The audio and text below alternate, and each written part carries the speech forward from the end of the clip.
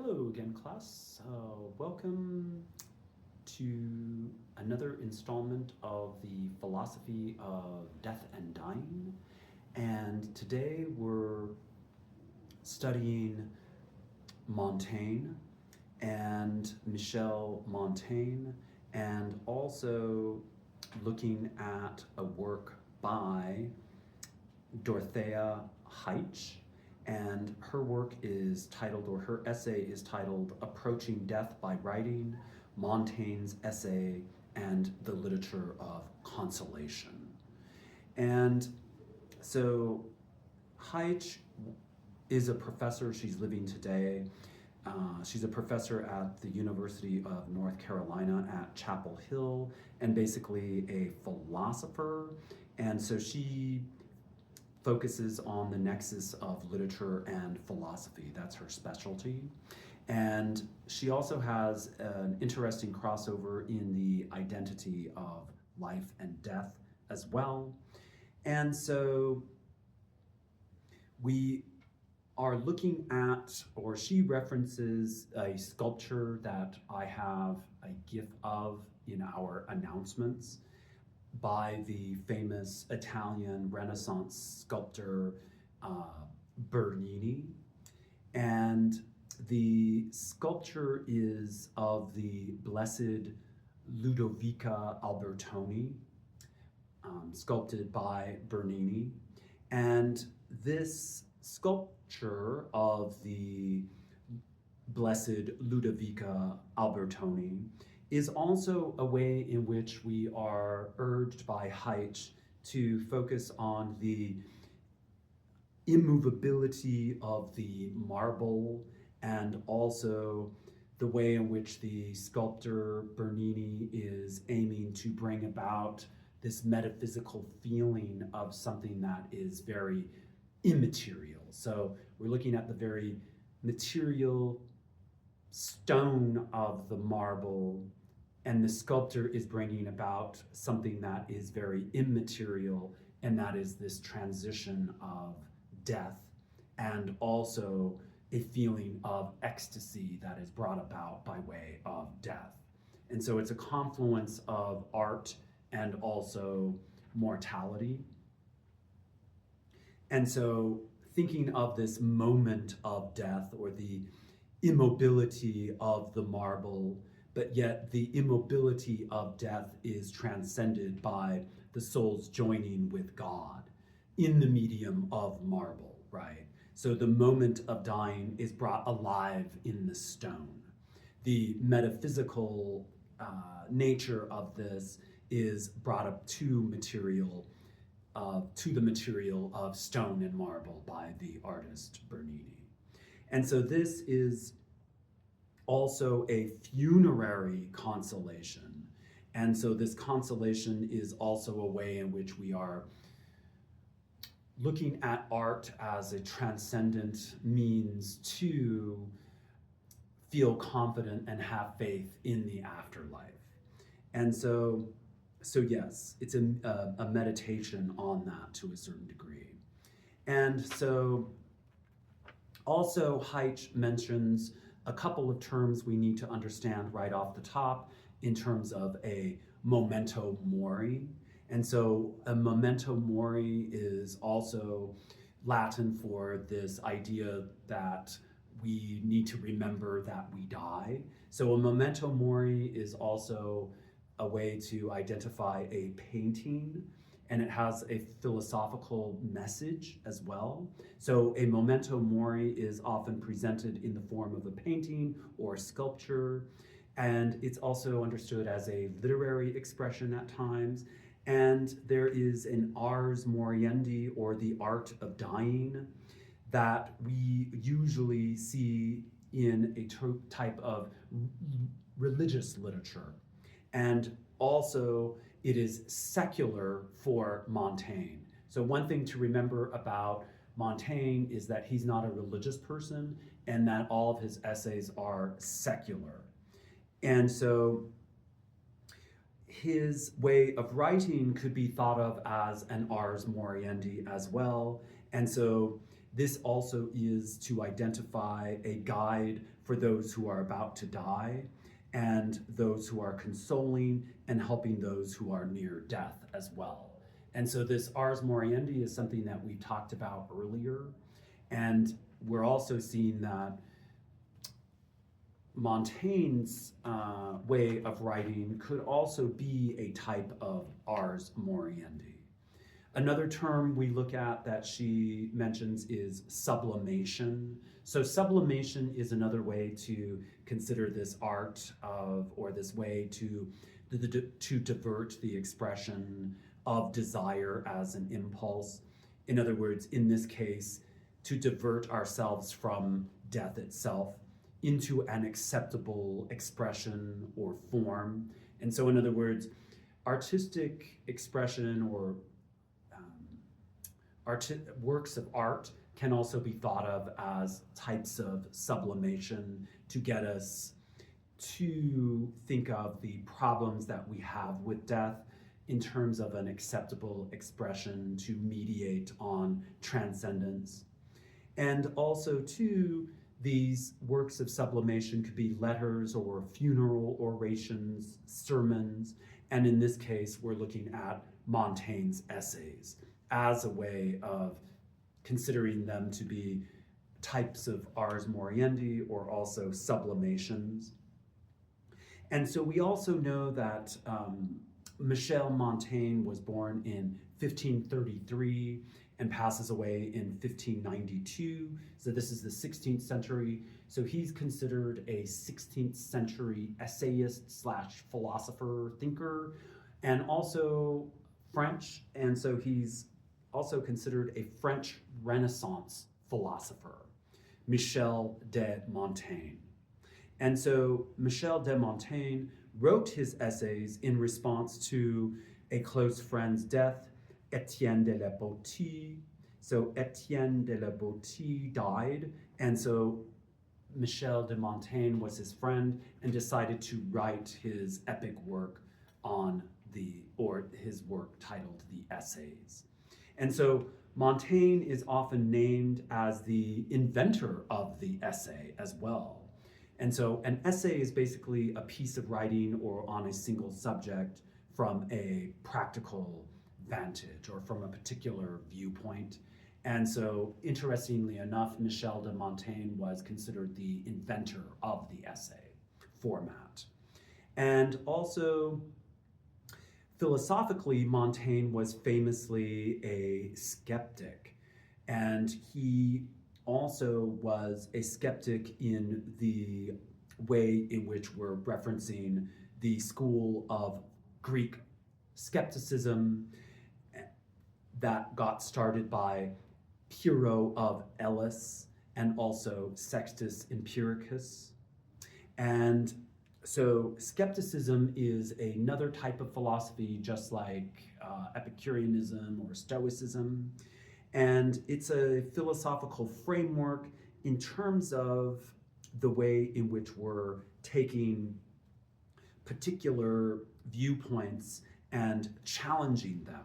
So that's a lot of what we're looking at here, is calling into doubt traditional opinions on death and having a very particular skeptical outlook on them that Heitsch is showing us that is evident in the work of Michel de Montaigne. And for the skeptic, things are ways, or we are as skeptics challenging the ways in which we are looking at problems of common opinion as well. So another way to refer to a skeptic is as a Pyrrhonian or a Pyrrhonian philosopher who is aimed at living the good life, in other words, and also a eudaimonic life, by calling into question the dogmas we have and that we are certain of in order to get better with understanding in terms of a good life. So in other words, we as skeptics or Pyrrhonians are then looking to withhold judgment on any particular subject is then to be skeptical by way of the so-called epoche. And so the epoche is a way in which we are suspending judgment. So it's a fancy term that we use in application to the skeptics as a way in which they are skeptical or having doubt on a particular subject or a particular dogma. And also too, when we refer to that term dogma, we're referring to the problems of common opinion. The problems of common opinion are something that we challenge as skeptics, right? And this is also characterized by this fancy word epoche. So epoche, again, is a suspension of judgment that we aim toward a state of ataraxia, A-T-A-R-A-X-I-A. And ataraxia is a fancy term for tranquility. So in other words, we are skeptical, and we bring about an epoche in order to establish tranquility or ataraxia, okay? And this is then, as Heitsch points out, a way to establish equanimity. And equanimity has to do with a composure, a so-called calm composure regarding dogma, as we've called it into question. So really, this is just a great tradition in doing philosophy. So philosophers are often skeptics, but they do it in a very specific way to challenge or to call into question common problems that we have with death. And so these points are ways that Montaigne is wanting to address in terms of his essays, especially his essays on death. And so Heitsch continues with Montaigne's essay, specifically the essay he writes on death. So in other words, with his essays on death, he is consoling us about death by way of challenging tacitly accepted views on death as a means of what we could call a Renaissance ataraxia. So Montaigne is also picking up on, as we pointed out, an ars moriendi tradition from the Middle Ages. And as mentioned earlier, this was a literary tradition in which it's formatted as a guide for people or it's a means that people refer to help them die in a way that ensures their mortality a beneficial mortality in the afterlife. So in other words, a way in which we're dying properly, virtuously. And so this is a means for us to prepare for an afterlife. So what we have to remember is that Montaigne is working in this tradition, but doing so in a secular way, okay? And so we must not confuse this aim as a traditional ars moriendi. So for Montaigne, his aim is to offer consolation for the living, and not specifically in a preparation for an afterlife, because he was secular. He wasn't necessarily a Christian, right? And so Heitsch indicates that Montaigne admires Socrates and his approach to dying as courageous. And this is pointed out that he died with utter modesty, coupled with an acquisition or a great respect for higher knowledge, higher rational knowledge, as Heitsch points out.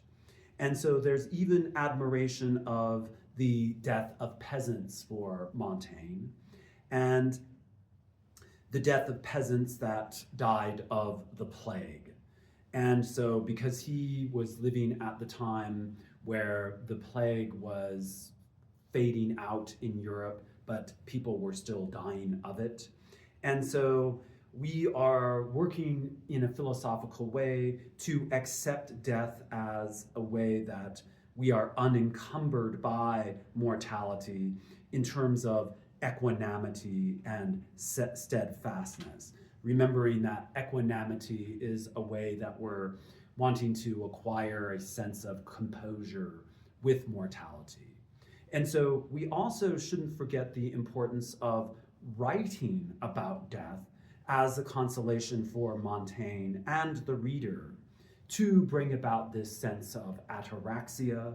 So Montaigne also suffered from kidney stones, bringing him to a great deal of pain. And this pain is also for Montaigne, as he advises, a way in which we are preparing and contemplating death itself. So death is also, pain is also a way in which we are getting clearer on the problems of our mortality as well. For the pains of death and great pain for Montaigne is like a reconnaissance mission to the edges of death, as a way of perceiving the suffering one endures. That is a way in which we are getting closer to death. And so Heitsch also points out that for Montaigne, he thought that sleep, also just like Jeremy Taylor, is a reminder of death's immobility.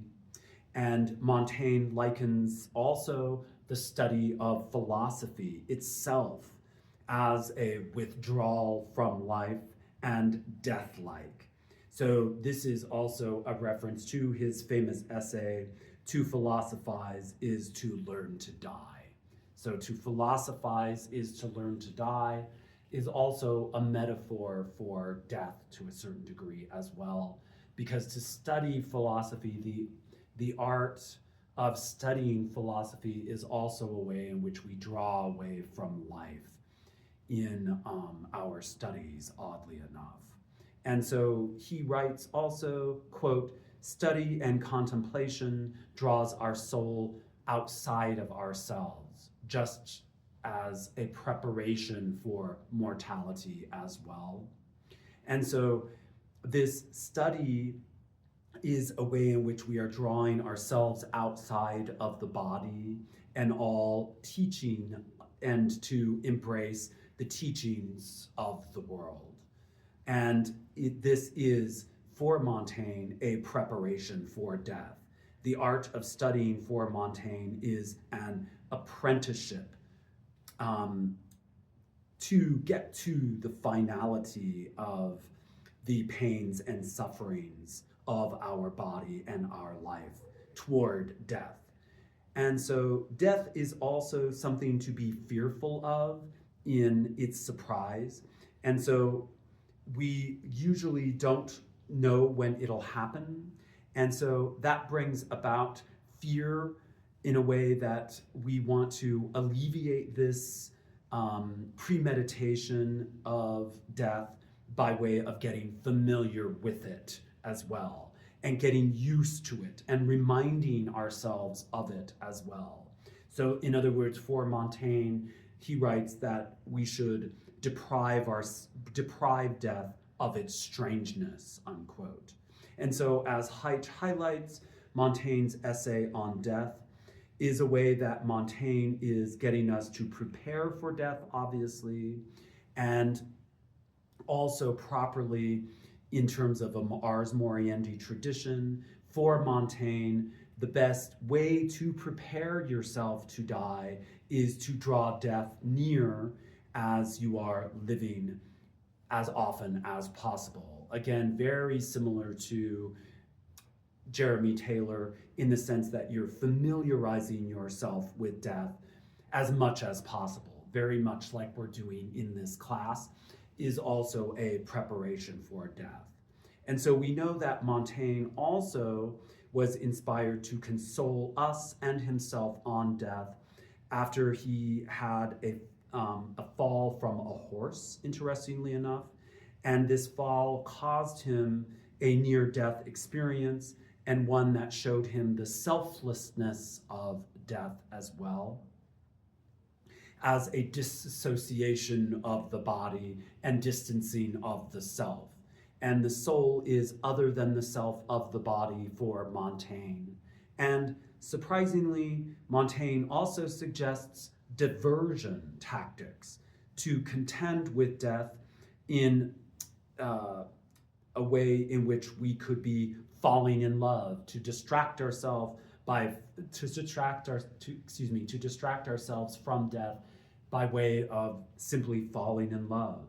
And perhaps this is not a guarantee of a distraction, but it's not an easy fix, but yet it is a way in which we could distract ourselves from death as well. And so, as we already know, as Professor Heitsch reminds us, Montaigne was a skeptic, and so he was also skeptical of the religious solutions to our troubles on death. And on this, Heitsch highlights the doctrine of adiaphora. And so this adiaphora, which she points out, has to do with matters that one is indifferent upon, which the church has given no decision. So in other words, this state of adiaphora that Montaigne is wanting us to acquire is something that the church hasn't quite established an opinion or a decision on, to the degree that he could write about it in his essays without fearing persecution, right? And so I have a quote here as well, that in terms of Montaigne's writings about death, Heitsch writes that in terms of his use of adiaphora, it was to deflate the attention of his critics away from the more radical aspects of his writing in order to create a space within which to consider death apart from the problems and views of the church in order to get away from persecution, to avoid persecution. And so this takes us back to Montaigne's philosophical indebtedness to Pyrrhonism, specifically acknowledging the type or attitude of indifference, for instance, or skepticism. For instance, death cannot be good or bad on its own, according to the skeptics, and it is something we should be indifferent toward, according to the ancient Greeks. And so death in this regard is morally neutral. And so Heitsch quotes Montaigne in his writing as, quote, "I am seeking truth, not laying it down." So he's seeking the truth, not laying it down. And this adiaphora is a way in which he's presenting an idea that the church hasn't quite established doctrine on, to the degree that he could escape persecution. And so his points are inconclusive on skeptical grounds, his points on death, that is, or mortality. And so there's an open-endedness to his conclusions or his points. And likewise, there's an open-endedness to death, as we see. And this indifference to death is a way to free ourselves and himself from the religious condemnation. And also toward the end of Heitsch's essay, we find a short list of Montaigne's themes, whereby Montaigne advised the reader to, by way of confronting death as a way of diverting and ourselves away from it, as we pointed out, for example, falling in love, but also embracing it and familiarizing ourselves with death as often as possible as well, encountering it, confronting and encountering, and then, as we just pointed out, diverting ourselves by, say, falling in love and so forth. But then also, it's a type of, he wants to offer a type of conversion from the here and now from our moments of living to focus on life that is living. In other words, we want to also convert ourselves into the here and now to focus on the moments of life as well. And so this is a conversion to the value of life rather than focusing on death. So the conversion is a type of diversion, okay? So it's a conversion to the moments of life to focus on, and also as a means of consoling us, according to Montaigne. So thank you, and we'll talk more about this in class, and we'll take it from there. Bye-bye.